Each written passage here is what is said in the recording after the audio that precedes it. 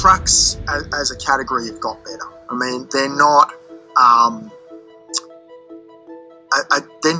a tool anymore. They're a lot more than just being a tool. The truck market, worth over $200 billion annually, is collapsing faster than experts predicted. Dealerships are closing permanently. Manufacturing plants are cutting production by 25%. Families are losing vehicles to repossession at rates not seen since 2008. But unlike previous automotive crises, this collapse is happening while the broader economy appears stable, making it invisible to most Americans until it hits them personally. The ripple effects raise urgent questions. How will dealership closures affect local economies? Why are truck prices still rising even as demand crashes? When will this crisis spread beyond the automotive sector? Stick around, because this is not just about truck. It is about the collapse of affordable transportation for working families, the mathematics of impossibility. Mike Patterson, a sales manager at a major Ford dealership in Oregon with 23 years of experience, explains the situation clearly. I have never seen customers walk away like this. They come in, they love the truck, they want to buy it, but when we run the numbers, it becomes impossible. The payments exceed their mortgage. The pricing has reached levels that would have seemed laughable just 5 years ago. A Ford Bronco Raptor with a $93,000 manufacturer's suggested retail price sits on lots for months because even wealthy buyers recognize the absurdity. A GMC Sierra A T4X approaching $90,000 for a pickup truck sharing its basic platform with a $30,000 work truck from recent years further illustrates this disconnect. David Martinez, a construction foreman from Seattle, shares his frustration. I have been truck shopping for 6 months. I need something reliable for work, but cannot find anything under $60,000 that is not stripped down completely. My current truck is 12 years old, but I will keep driving it until the wheels fall off because I refuse to accept a payment larger than my house payment.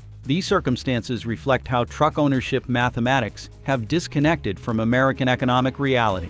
The median household income in the United States stands at approximately $70,000 annually, yet the average full-size pickup truck now costs over $64,000. After taxes, insurance, and financing charges, families face monthly payments consuming 30 to 40% of their gross income, far beyond sustainable financial practice. These crushing numbers set the stage for desperate measures. What dealerships did next crossed ethical lines that most customers never imagined possible. The desperate dealerships. While customers see gleaming showrooms, the real story unfolds in dealership back offices, where finance managers calculate the devastating cost of unsold inventory. Floor plan financing, the short-term loans allowing dealerships to stock vehicles, has become a financial noose around dealers' necks. The typical arrangement charges approximately 27 cents per $1,000 of vehicle value daily. On a $40,000 truck, that equals nearly $11 daily in carrying costs. For a $60,000 truck, it exceeds $16 per day.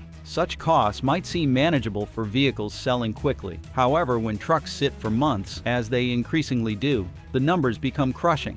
A premium truck sitting for 200 days can cost the dealer over $3,000 just in financing charges before considering depreciation, insurance, and opportunity costs. This financial pressure has driven increasingly desperate tactics. Some dealerships manipulate inventory in ways that would shock consumers. Brand new trucks get titled to dealership employees or family members, driven exactly 2 miles to reset the odometer, then sold as used vehicles at prices higher than manufacturer's suggested retail price to avoid manufacturer pricing restrictions and flooring cost calculations. One Toyota dealership employee who requested anonymity revealed, "We have a 2024 Tacoma on our lot with 2 miles on it.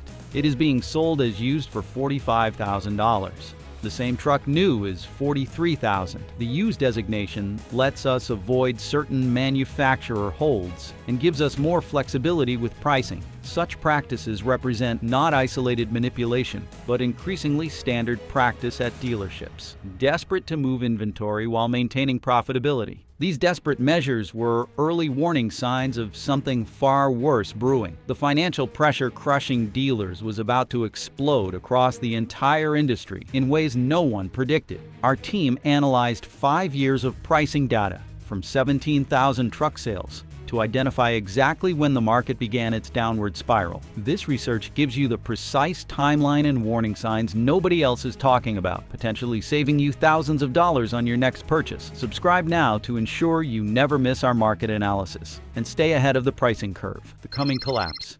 The collapse did not happen overnight. Warning signs accumulated for months, ignored by manufacturers focused on short-term profits and dismissed by industry analysts, insisting the market would stabilize. Premium trucks like the Ford Bronco Raptor and Ram TRX that once sold within days began sitting for months on dealer lots, collecting dust where they once commanded immediate attention. Dealers initially attributed this to seasonal fluctuations or temporary market adjustment, clinging to outdated assumptions about consumer demand.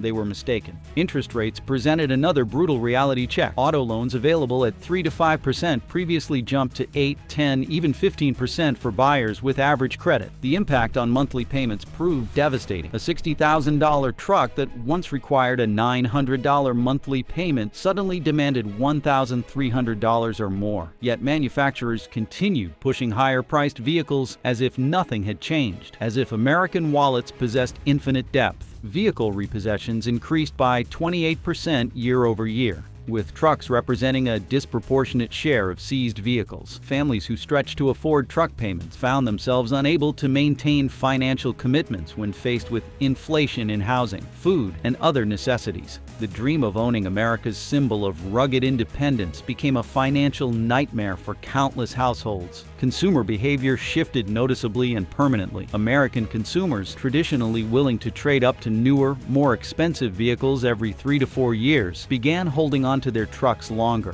The average age of vehicles on American roads increased, while trade-in volume dropped significantly as negative equity made trading impossible for many owners. Dealerships that once thrived on regular turnover found themselves staring at empty showrooms and overstuffed service bays. The tariff threat delivered the final, crushing blow. With promises of 25% tariffs on imported vehicles and components, manufacturers raised prices preemptively, sometimes by thousands of dollars overnight. This pushed already inflated truck prices even higher, creating a final psychological and financial barrier that sent potential buyers fleeing from showrooms in droves. The silent avalanche continues building momentum beneath the surface. The hushed disaster continues mounting pressure, invisible to those unwilling to see the cracks spreading through the foundation. When that inevitable moment arrives, when the collapse finally unleashes its full fury, it will obliterate everything in its path.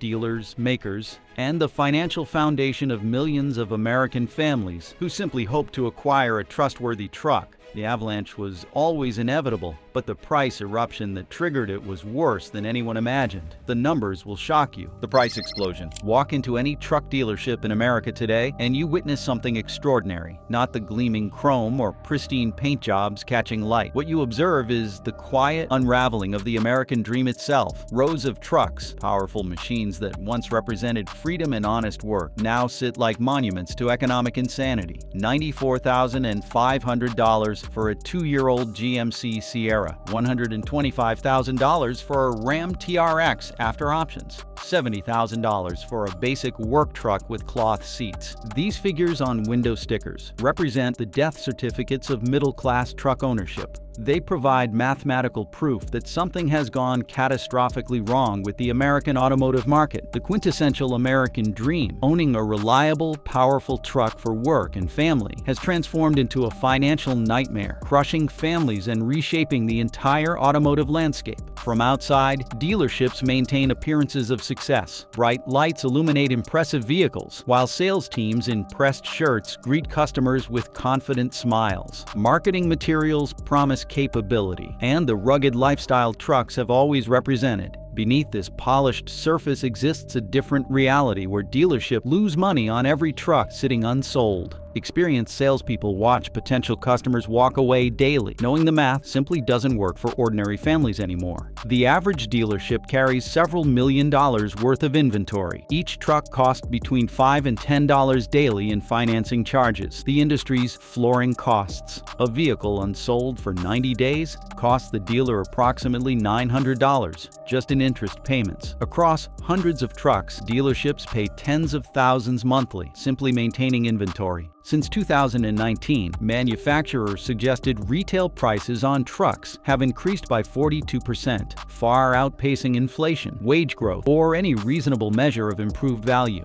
A basic Ford F-150 that cost $32,000 in 2019 now starts at over $45,000. A Chevrolet Silverado, once accessible to working families, now carries price tags approaching $50,000 for anything beyond the most stripped-down configuration. These price increases seemed bad until buyers discovered what financing these trucks would actually cost. The interest rate shock made expensive trucks completely unaffordable. The interest rate annihilation. "I've never seen customers walk away like this," says Ford dealer Mike Patterson. "They love the truck, but payments exceed their mortgage, with trucks averaging $64,000 against $70,000 median incomes. Truck ownership has become mathematically impossible. If inflated prices weren't devastating enough, the interest rate explosion has made truck financing impossible for most American families. Auto loan rates that hovered around 3 to 5% during the low-interest rate environment of recent years have exploded to 8, 10, 12, or even 15% for buyers with average credit. For buyers with less than perfect credit, which includes millions of working Americans, rates can reach 18 to 20%. The impact on monthly payments is staggering. A $30,000 truck financed at 4% over 6 years carries a monthly payment of approximately $460. The same truck financed at 12% jumps to $530 monthly. Over the life of the loan, the buyer pays nearly $6,000 more in interest, turning a $30,000 truck into a $36,000 financial commitment.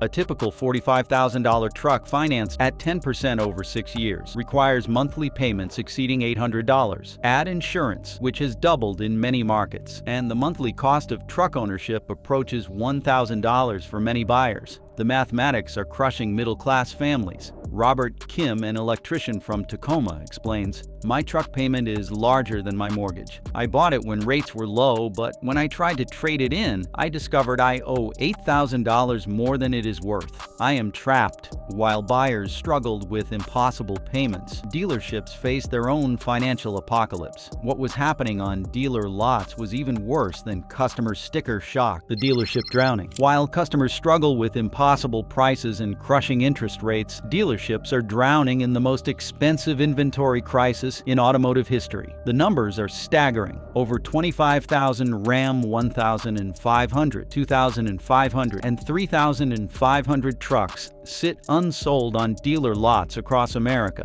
Many have been there for over 200 days. Toyota Tundras that once flew off lots in weeks now average 250 days unsold, with dealers slashing $8,000 to $12,000 off manufacturer suggested retail price just to generate interest. The flooring cost hemorrhage is destroying dealership profitability. A $60,000 truck sitting unsold for 6 months costs the dealer over $2,700 in financing charges alone. Multiply that across hundreds of vehicles, and major dealerships are paying $50,000 to $100,000 monthly just to keep unsold trucks on their lots. Desperate measures have become standard practice. Dealers are offering discounts that would have been unthinkable just 2 years ago.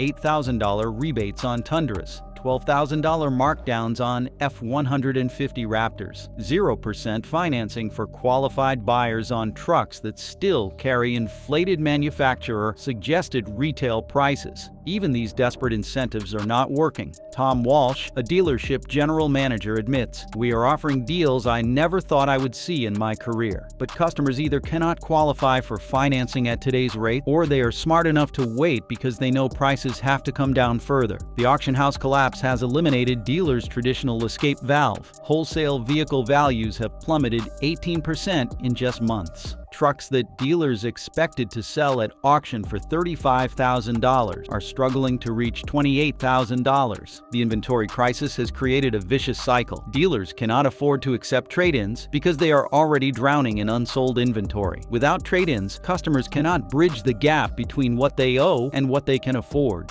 Without customer transactions, dealers cannot generate the cash flow needed to service their flooring debt. The collapse didn't happen overnight. Warning signs accumulated for months, ignored by manufacturers focused on short-term profit and dismissed by industry analysts insisting the market would stabilize. premium trucks like the Ford Bronco Raptor and Ram TRX that once sold within days began sitting for months. Dealers initially attributed this to seasonal fluctuations or temporary market adjustments. They were mistaken. Behind closed doors, dealerships began implementing increasingly desperate tactics. Some dealerships manipulate inventory in ways that would shock consumers. Brand new trucks get titled to dealership employees or family members, driven exactly 2 miles to reset the odometer, then sold as used vehicles at prices higher than manufacturer's suggested retail price to avoid manufacturer pricing restrictions and flooring cost calculations. While dealers fought for survival, a much larger catastrophe was building, one that would destroy the financial futures of millions of truck owners across America. The industry collapsed. The perfect storm had gathered its fury, yet what followed proved far worse, a cascade of destruction spreading from dealership showrooms to factory floors, from family driveways to entire community, leaving nothing untouched in its path. Like dominoes falling in slow motion, each collapse triggered the next. Dealerships that had survived recessions and market downturns for decades suddenly faced extinction. Manufacturing plants that had provided stable employment for generations went dark. Families who had worked their entire lives to build financial stability watched it evaporate under the weight of underwater truck loans and impossible payments. This represented more than a market correction. It marked the systematic dismantling of an entire economic ecosystem that had sustained millions of American workers and their communities for over a century. The first casualties were small independent dealerships, forming the backbone of truck sales in rural America for generations.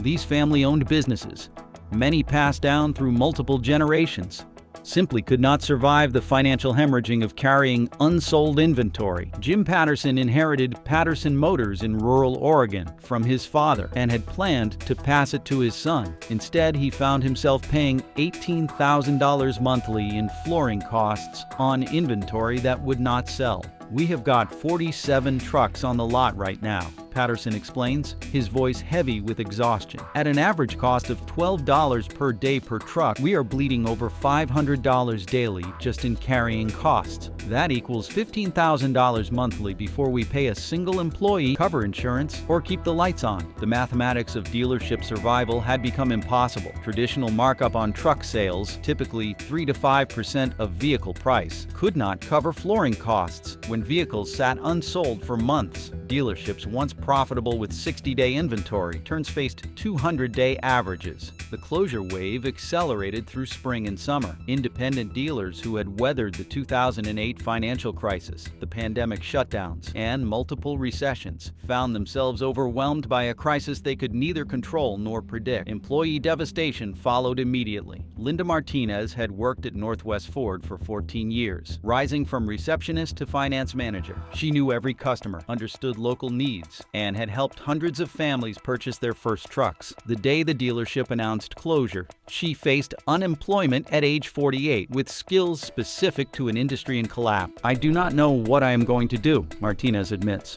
"Automotive finance is all I know, but dealerships are closing everywhere. The ones still open are not hiring. They are laying people off." The human stories multiplied across thousands of communities. Experienced technicians who had mastered complex truck systems found their expertise suddenly worthless. Parts departments that had maintained relationships with contractors and fleet operators closed overnight. As the industry crumbled, the real victims emerged. American families trapped in financial nightmares that destroyed their credit, their savings, and their futures. The consumer impact. While dealerships closed and factories shuttered, American families faced their own financial apocalypse as truck ownership became a luxury they could no longer afford. The repossession crisis reached levels not seen since the Great Depression. Lenders seized trucks at unprecedented rates as families who had stretched to afford payments during good times found themselves unable to maintain commitments during economic uncertainty. Maria Rodriguez of Portland had purchased a Ford F-152 years earlier,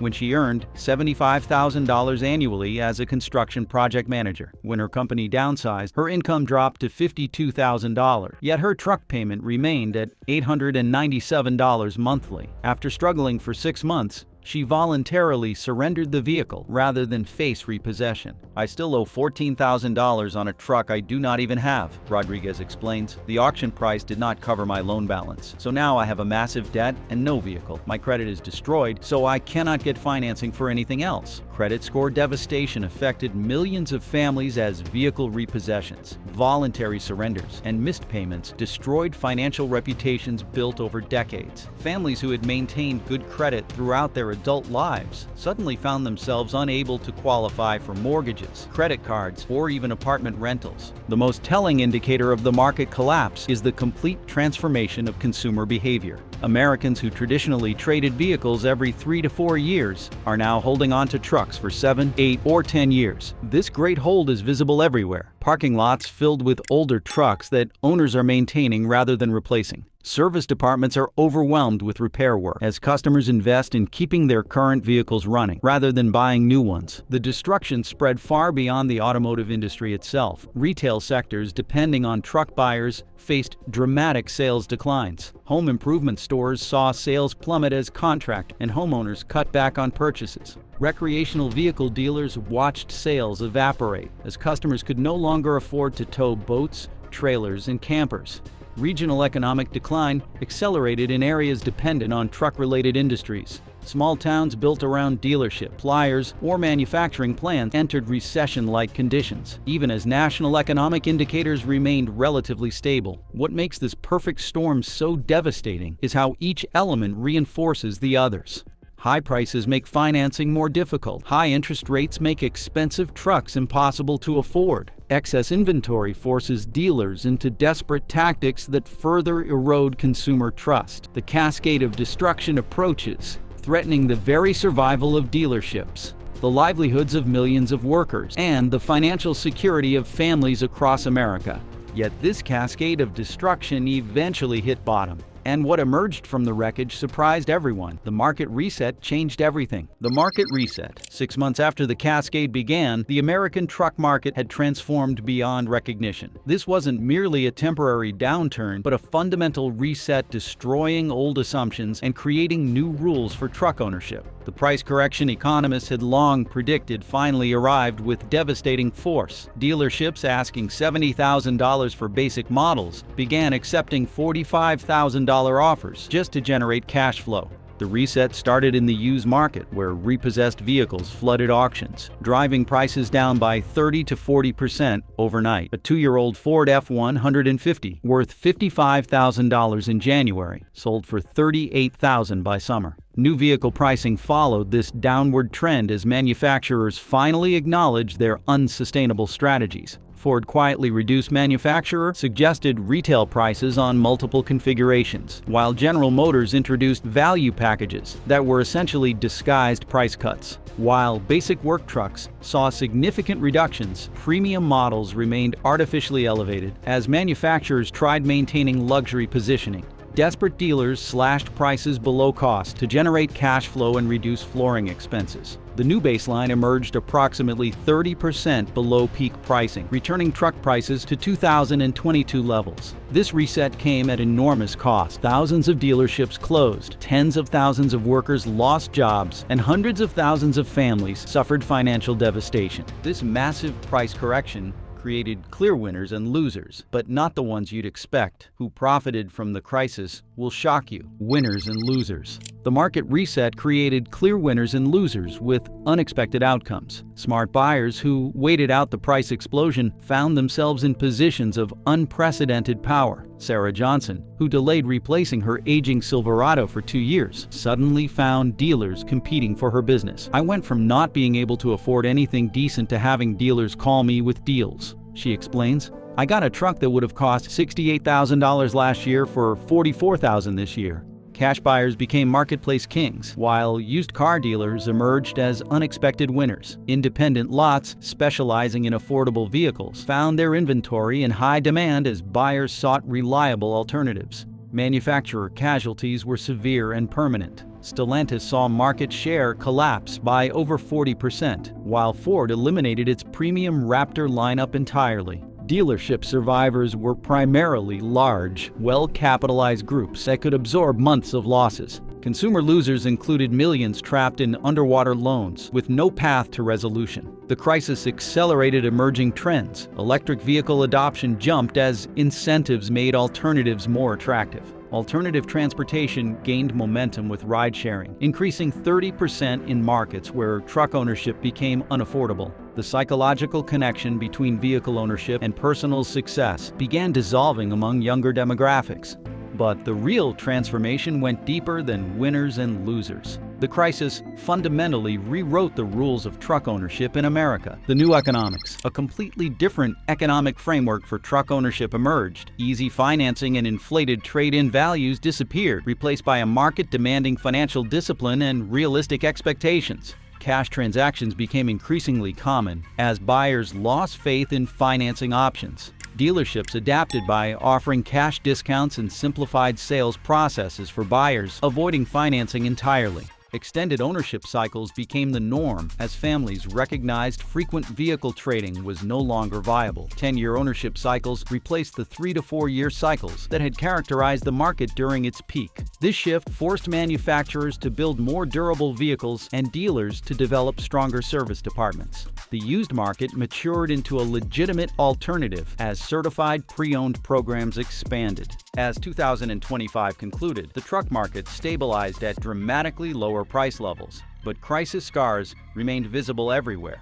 The industry emerging bore little resemblance to that of just 2 years earlier. Trucks remained available, but only for buyers who could afford them without financial strain. The era of trucks as status symbols ended, replaced by a market focused on practical utility and affordable ownership. What do you think about this automotive market transformation? Has the truck pricing crisis affected you or someone you know? We would love to hear your thoughts and experiences in the comments below. Thank you for following this analysis of America's truck market crisis.